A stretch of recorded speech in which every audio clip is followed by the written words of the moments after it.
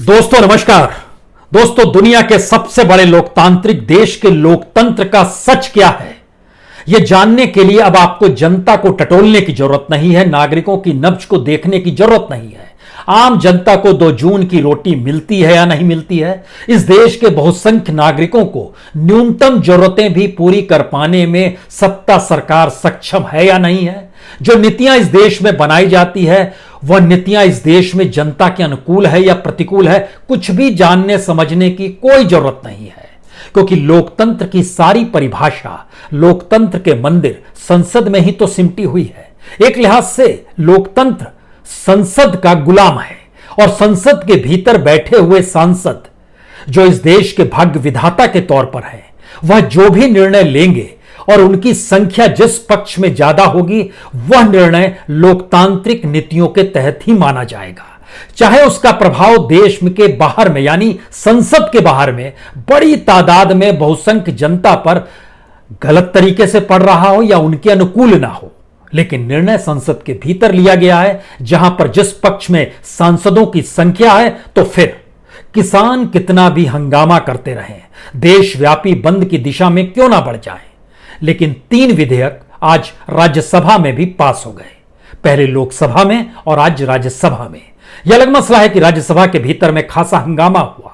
विपक्ष को इस बात का अनुमान बिल्कुल था कि उसकी संख्या सत्ता के सामने कमजोर है, तब भी उसने अपना जोश दिखाया, आक्रोश दिखाया, रोल बुक को फाड़ दिया, टेबल पे खड़े हो गए, माइक को उठा लिया। ये सारे काम उसने किए क्योंकि ये मैसेज लोकतंत्र के मंदिर के भीतर का नहीं है, बल्कि ये मैसेज उन किसानों तक पहुंचाने का है कि देखिए हम आपके साथ खड़े हैं। और ऐसे देश के भीतर में कई मौके आए हैं। हमने जब गिनना शुरू किया कि ऐसे कौन कौन से विधेयक अपने तौर पर ऐसे रहे जिसमें इस तरीके का संसद के भीतर हंगामा हुआ, तो बीते 10 बरस में 16 विधेयक मिले ऐसे जिसमें इस तरह का हंगामा हुआ। मैसेज बाहर देना था, अंदर का सच यह है कि हम इस लोकतांत्रिक प्रक्रिया में उस सिस्टम को बदलना नहीं चाहते हैं जिससे इस देश की बहुसंख्य जनता अगर प्रभावित हो रही है तो उसकी भावनाओं का समावेश कैसे संसद के भीतर हो और जो आवाज सांसदों के जरिए निकले वह उनकी आवाज लगे।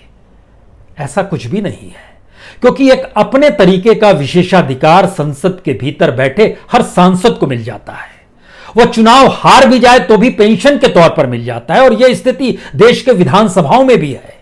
और आपको यह भी जानकर हैरत होगी कि बीते 6 महीने से यानी मार्च के बाद से अभी तक इस देश के भीतर में किसी भी चुने हुए सेवक ने, चाहे वो विधायक हो या सांसद हो, कोई काम तो नहीं किया होगा, लेकिन उनको वेतन मिलता रहा, उनको पेंशन भी मिल जाती है जब वो चुनाव हार जाते हैं। और तो और आज तो हमें लगता है यह भी सच जान लीजिए, जो लोग चुनाव हार जाते हैं, कुछ अपराध करते हैं, जेल में चले जाते हैं, उनको सजा हो जाती है, फिर भी उन्हें पेंशन के तौर पर टैक्सपेयर का पैसा भारत सरकार, राज्य सरकार देती रहती है।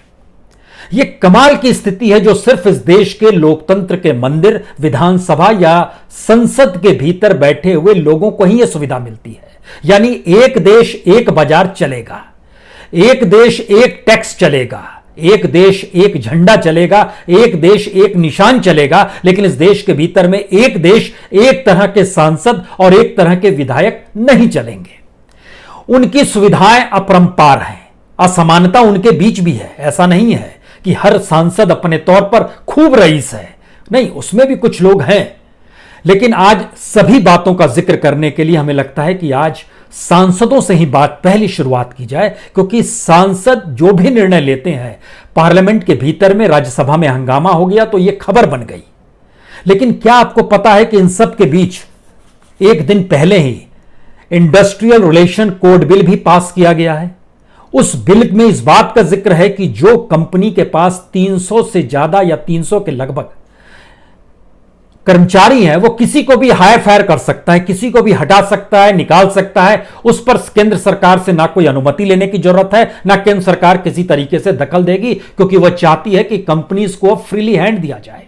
तो 300 कर्मचारी जिस भी कंपनी में काम करते हैं उनको किसी क्षण भी उनका एम्प्लॉयर हटा देगा, क्योंकि उसमें अमेंडमेंट लाया जा चुका है। और यह सोशल सिक्योरिटी 2020 भी है अमेंडमेंट, और जो occupational safety health working condition code है 2020, यह भी शामिल कर दिया गया। यानी किसी को भी कभी भी हटाया जा सकता है। सरकार ने उस तरफ से आंखें मूंद ली। इतना ही नहीं, एक दिन पहले ही इंसॉल्वेंसी एंड बैंकरप्सी कोड संशोधन भी लाया गया।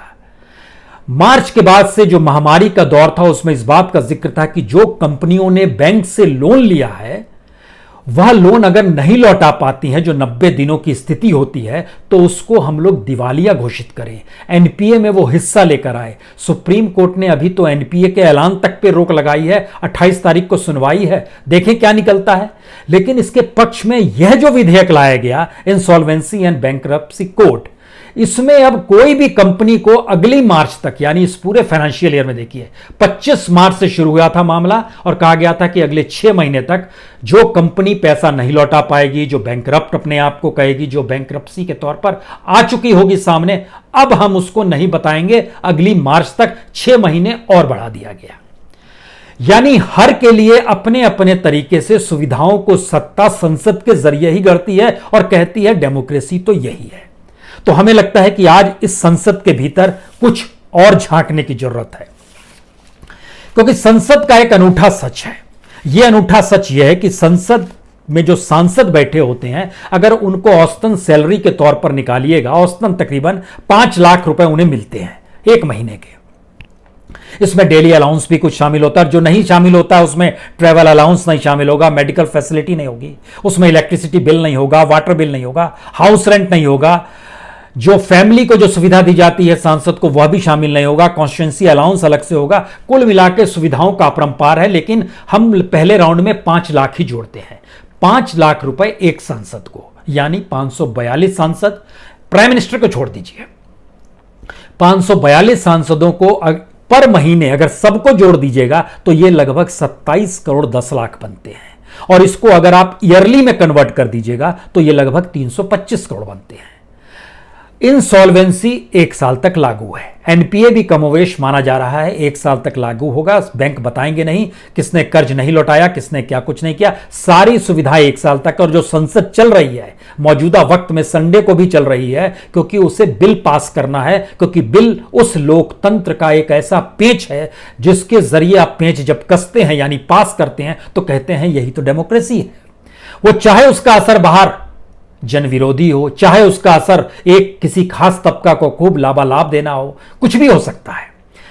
इसके पैरेलल में जो राज्यसभा के सांसद होते हैं उनको भी तकरीबन 4 लाख रुपए सैलरी के तौर पर मिलते हैं। सुविधाएं कुछ अलग से होती है और उनकी संख्या 245 है।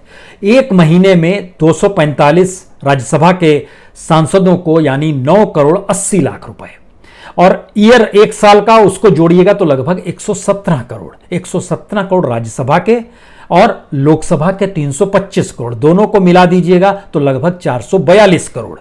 787 सांसद और 442 करोड़ रुपए 1 साल का सिर्फ सैलरी। कुछ और सुविधाएं अलग से हैं। इसी तरीके से हमको लगता है आज विधायकों का जिक्र भी कीजिए। इस देश के भीतर में जो विधायक हैं उनकी संख्या 4215 है। उनका जब आप एवरेज निकालना शुरू कीजिएगा तो एवरेज तकरीबन 1,67,000 हर महीने मिलता है। सुविधाएं कुछ अलग से, सुविधाओं का जिक्र बाद में करेंगे, लेकिन इसका मतलब यह है कि हर महीने 70 करोड़ रुपए विधायकों को हम लोग एक्सचेंजर से, जो सरकार का खजाना होता है, उससे दिया जाता है। 1 साल का लगभग 844 करोड़।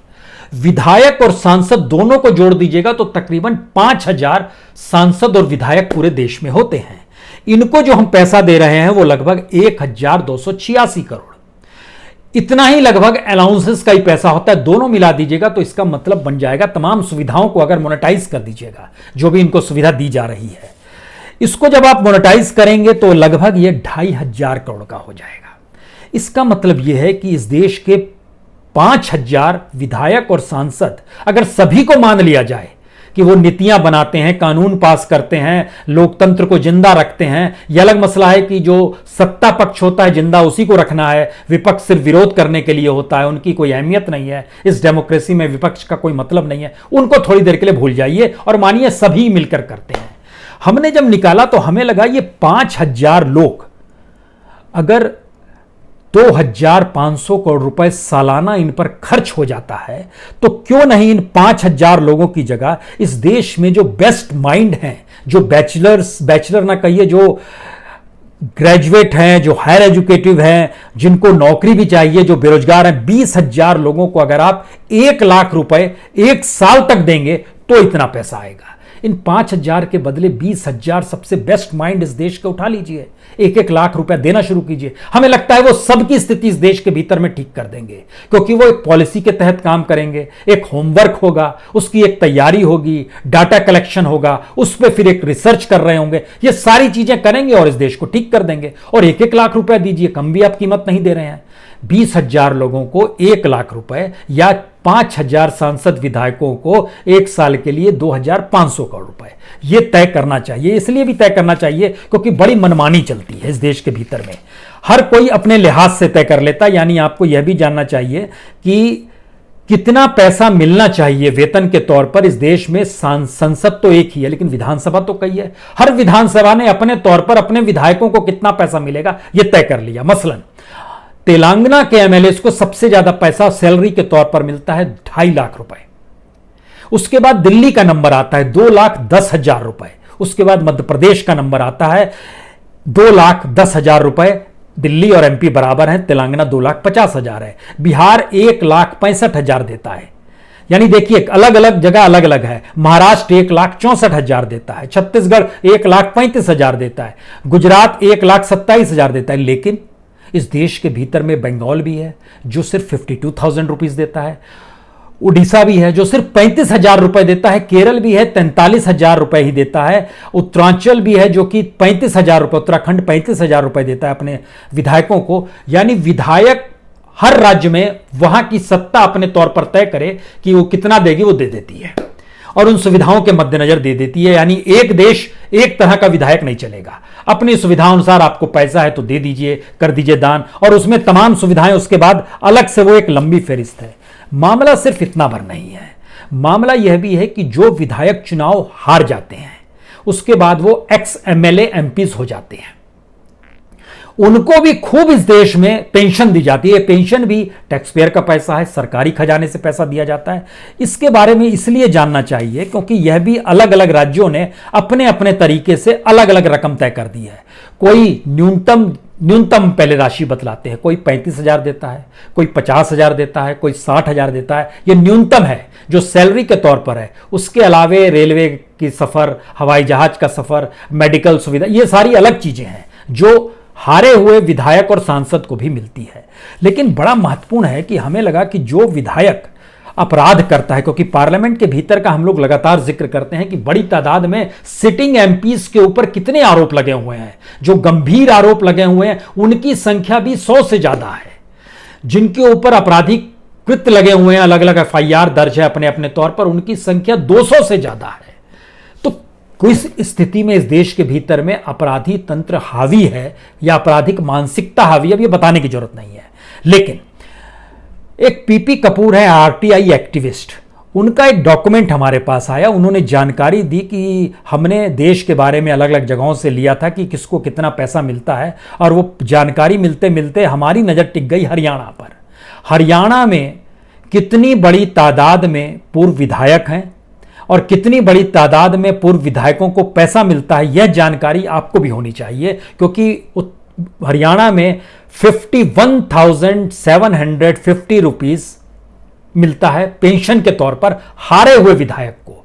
और उसमें जो पूर्व मुख्यमंत्री जैसे ओम प्रकाश चौटाला जी का नाम है, उस पीपी कपूर साहब की जो आरटीआई एक्टिविस्ट हैं उन्होंने जो निकाल के दिया, उसके मुताबिक 2,22,000 रुपए पेंशन के तौर पर मिलते हैं चौटाला साहब को जो जेल में है। अजय चौटाला जी को 51,750 रुपए मिलते हैं। इसी तरीके से जब अलग अलग निकालना शुरू किया तो और कौन कौन है, उसमें पूर्व विधायक चंद्रावती का एक नाम आया, 2,22,525 रुपए। प्रोफेसर संपत सिंह 2,14,763 रुपए। भांगीराम जी 1,91,475 रुपए। इन सब के नाम है अलग अलग तरीके से, जितने भी विधायक हैं जो कि हार चुके हैं। इतनी बड़ी तादाद में पेंशन मिलती है इस देश के भीतर में, और इस देश भर के पेंशन को जब आप जोड़ना शुरू करेंगे, कितनी पेंशन किसको मिलती है, और उस पेंशन और सुविधाओं को जब आप एक साथ जोड़ेंगे तो आपको जानकर हैरत होगी, लगभग 700 करोड़ इस देश का एक्सचेंजर जो है, जो सरकारी खजाने से होता है, वह चला जाता है।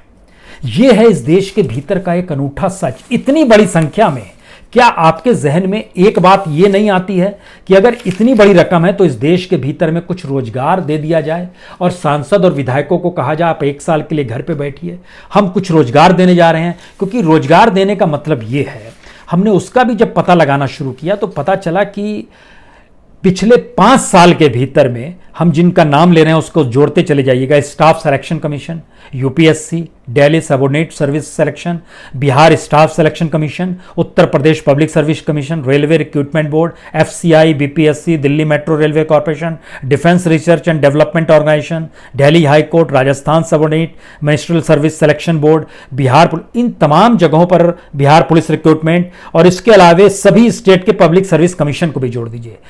इनके जरिए जो बीते 5 वर्ष में जॉब दी गई है, परीक्षा ली गई है, इंटरव्यू लिया गया वो नहीं, जो जॉब दी गई है उसकी संख्या 2 लाख भी नहीं है। अजीबोगरीब स्थिति है, 2 लाख भी नहीं है। इतनी बड़ी संख्या में जब हमने जिक्र किया, और दूसरी तरफ सरकार ही ये डाटा बता रही है अपने तौर पर, सीएमआई जो है वो सीएमआई जो जानकारी दे रही है वो खुद बता रही है कि सितंबर तक इस दौर में जो लॉकडाउन की स्थितियां चल रही थी 2 करोड़ 10 लाख लोगों की नौकरी चली गई। ये स्थिति है, हम जॉब नहीं दे पा रहे हैं। और बाकायदा उन्होंने डाटा दिया, और ऐसा नहीं है कि इस महामारी के वक्त का जिक्र है। हमें लगता है कि आपको जानना चाहिए कि इस देश की इकोनॉमी डामाडोल महामारी से पहले हो गई थी। इसीलिए जनवरी से मार्च तक 90 लाख लेबर फोर्स इस देश में कम हो गई जिनका रोजगार चला गया। लगभग 1.5 करोड़ लोग बेरोजगार हो गए जनवरी से मार्च तक। उसके बाद की स्थिति अलग है, मार्च के बाद की 60 लाख लोग सीधे सीधे व्हाइट कॉलर इस देश के भीतर में जनवरी से मार्च तक बेरोजगार हो गए। यह इस देश का सच है। इतना ही नहीं, अगर आप सैलरी जॉब में आइएगा तो वह भी इस देश के भीतर में सैलरी जॉब लगातार कम होती चली जा रही है। सैलरी जॉब करने वाले जो थे वह 8.6 करोड़ लोग, 8 करोड़ 60 लाख लोग जो नौकरी करते थे, उनकी नौकरी 2 करोड़ 10 लाख की नौकरी चली गई और 6 करोड़ 50 लाख की नौकरी बची हुई है। यह अगस्त तक का आपके सामने हम जानकारी रख रहे हैं। और जो अपने तौर पर खुद के तौर पर काम करते थे, जिसको आप एंटरप्रेन्योरशिप भी कह सकते हैं, उनमें लगभग 1 करोड़ 10 लाख लोगों की इस दौर में नौकरी चली गई। पहले 7 करोड़ 80 लाख थे, आज की तारीख में 6 करोड़ 70 लाख हैं, यानी उसमें भी नौकरी चली गई। और यह सारी जनवरी से मार्च तक लगातार स्थिति आती चली जा रही थी। और ऐसा नहीं है कि जब हम इन बातों का जिक्र कर रहे हैं, जिन विधायक और सांसदों का जिक्र कर रहे हैं, देश तो इन्हीं को संभालना और चलाना है।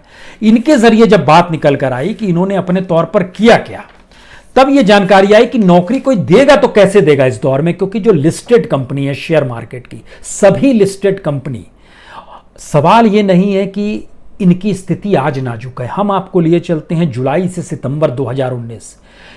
इनकम जो थी तमाम लिस्टेड कंपनी की -2.3 थी, जो अक्टूबर से दिसंबर 2019 -1.7 तक पहुंची।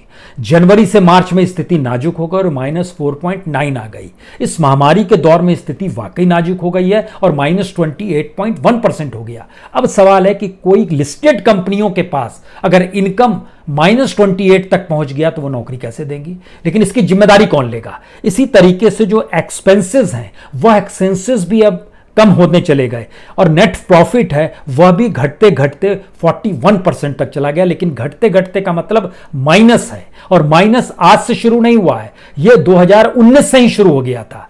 तो सवाल है कि इसकी जिम्मेदारी कौन लेगा। और इतना ही नहीं, जो नॉन फाइनेंशियल कंपनी है, जो लिस्टेड कंपनी है, उसकी भी स्थिति आज की तारीख में -38% से -60% तक चली गई, मान लीजिए।